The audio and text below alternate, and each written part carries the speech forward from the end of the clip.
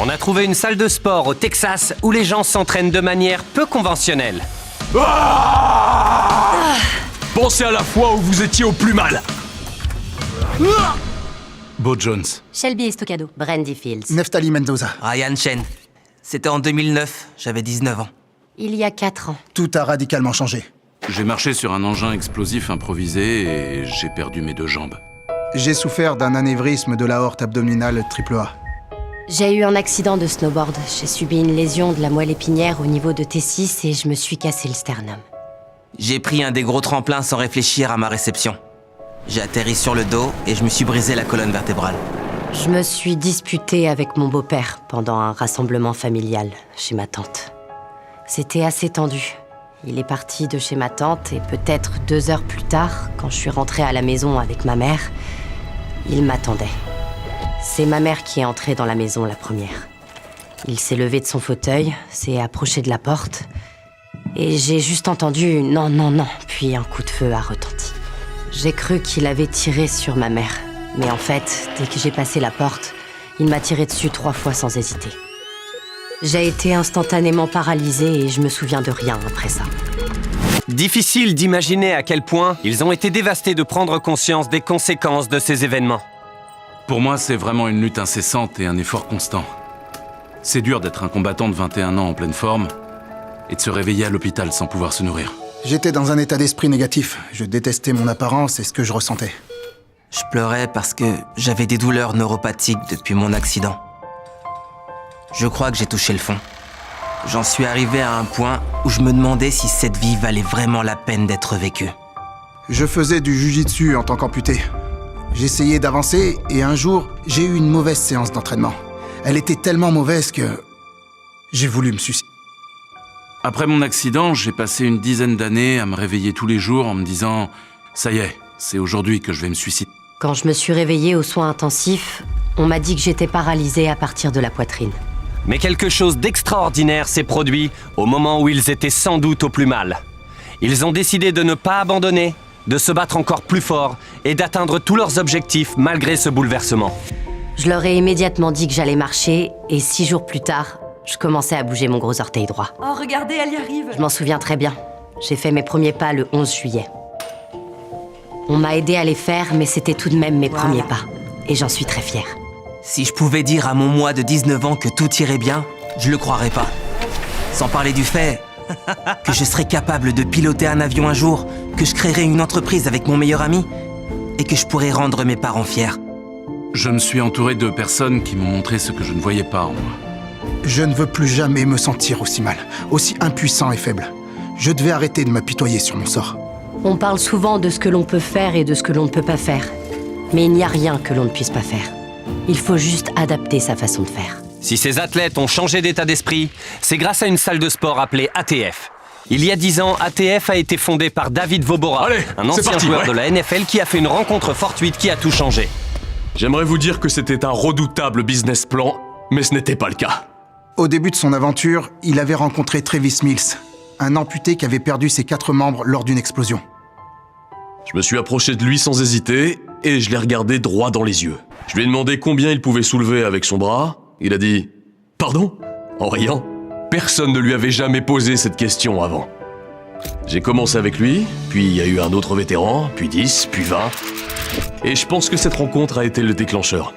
On pouvait pas s'arrêter là. Comment David peut abandonner une carrière prometteuse à la NFL pour se consacrer à cette activité? Pour ça, faut remonter le temps. Il y a 16 ans, David Vobora a été recruté par la NFL et dès le début, il a été décrit comme un gladiateur impitoyable. Pourtant, ce qui semblait être le début d'une illustre carrière s'est effondré. Après avoir subi une blessure catastrophique à l'épaule, David a été admis à l'hôpital et est devenu accro aux analgésiques, rejoignant ainsi les 16 millions de personnes touchées par la crise des opioïdes. Ce n'est qu'après avoir suivi une cure de désintox qu'il a décidé d'arrêter le football professionnel. J'ai consommé pas mal de drogues différentes dans ma vie. Et aucune d'entre elles ne fait autant d'effet que de jouer au football américain. Quand on fait un plaquage, c'est une véritable explosion dans le stade. Rien n'est comparable. On se sent presque comme un surhomme. On se sent suprême et puissant. C'était vraiment bien, mais c'était amnésique. Il fallait limite que j'y retourne pour avoir ma dose une nouvelle fois. La différence entre ça et ce que je fais maintenant, c'est que quand la cloche sonne, que j'ai la chance d'être là pour vivre ce moment avec la personne, il y a cette sorte d'équilibre vraiment génial qui me donne cette impression que rien n'est plus important que le moment présent et que je me trouve exactement là où je dois être. La différence, c'est que ça reste. La subtilité que je vois, c'est qu'avec cette salle de sport, on ne va pas changer le monde pour eux, mais on va les changer pour affronter le monde. On voulait en savoir plus sur Dave et les athlètes de l'ATF. J'ai donc envoyé Dan et Darren au Texas pour voir comment Beast Philanthropy pouvait les aider. ATF est une salle de sport gratuite pour les personnes avec un handicap physique ou traumatique. Sa particularité est un système appelé... L'équité dans la sueur. On transpire ensemble, on crée du lien grâce au sport. Voici à quoi ressemble une séance. Go! Allez, allez, pousse! Pousse!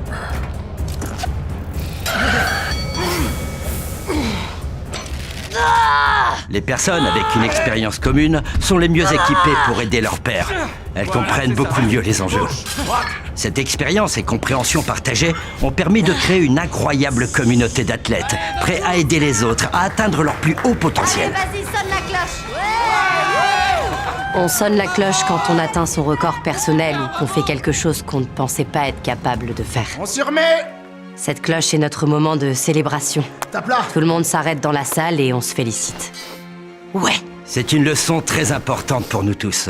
Nos propres luttes et réussites peuvent être le tremplin dont quelqu'un d'autre a désespérément besoin. Parfois, aider les autres devient même le tremplin dont vous avez besoin. J'ai eu l'immense chance d'intégrer l'Adaptive Training Foundation. Ça a changé ma vie. Bien entraîné, Brandy a tenté d'établir un tout nouveau record personnel en haltérophilie. J'étais un peu déboussolée. J'ai dû puiser dans mes réserves. T'y étais presque! Il y avait plein de gens autour de moi qui m'encourageaient. Je savais que j'étais soutenue. Allez, Il fallait que je fasse mon possible pour faire décoller ce poids. allez, allez! Je te l'avais dit, je le savais. Allez, Toutes ces personnes ont décidé de ne pas abandonner, de ne pas perdre espoir, mais plutôt de se lever et de se battre de toutes leurs forces pour donner le meilleur d'elles-mêmes, dans de nouvelles circonstances. J'ai réussi et j'ai éprouvé quelque chose d'extraordinaire.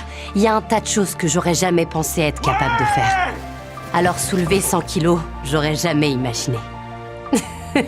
Après avoir vu ces incroyables athlètes à l'œuvre, on a décidé de réserver une surprise à Dave et à la salle de sport ATF. Et pour cette surprise, Dan et Darren ont organisé un petit jeu. Voici les règles, viens ici. À chaque fois que tu le lances dans mes mains, Ouais. je te donne 50 000 $. 50 000 $ si tu l'attrapes. Mais si tu rates, c'est toi qui me donneras 1 000 $. Je recule jusqu'où? C'est toi qui évalue la distance. 50 000! Ouais! Oh non!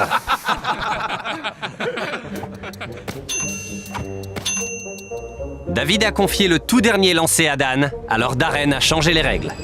Si Dan loupe son lancer, alors tu perds tout. Dan va-t-il supporter la pression? Tout repose sur ses épaules. Mais avant de voir si Dave va récolter un $250 000 pour l'ATF, je tiens à saluer chaleureusement notre partenaire Stand Together. Cette organisation soutient ce projet incroyable et lorsqu'elle a appris notre collaboration avec l'ATF, elle a fait un don incroyablement généreux. Tout comme Beast Philanthropy, Stand Together est convaincu que notre potentiel est illimité si l'on croit en soi. Dave a montré la force qu'on peut instiller chez les autres quand on croit en eux. Maintenant, revenons à la vidéo.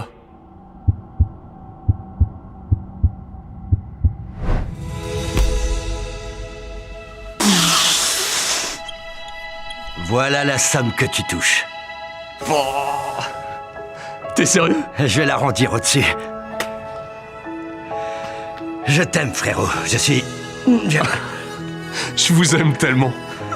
Il y a un dicton qui dit « L'acier le plus résistant est forgé par les feux les plus ardents ».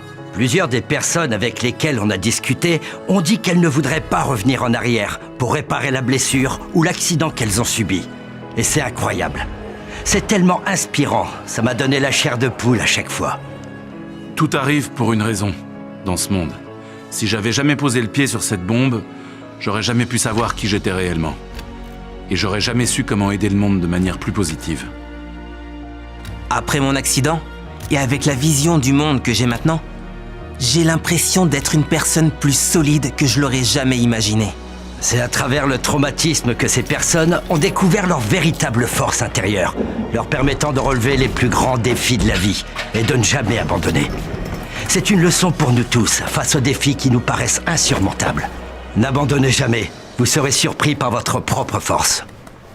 David veut construire un tout nouveau centre d'une valeur de 20 millions de dollars pour entraîner plus d'athlètes et les aider à donner le meilleur d'eux-mêmes, mais aussi pour former plus d'entraîneurs pour étendre ce merveilleux programme.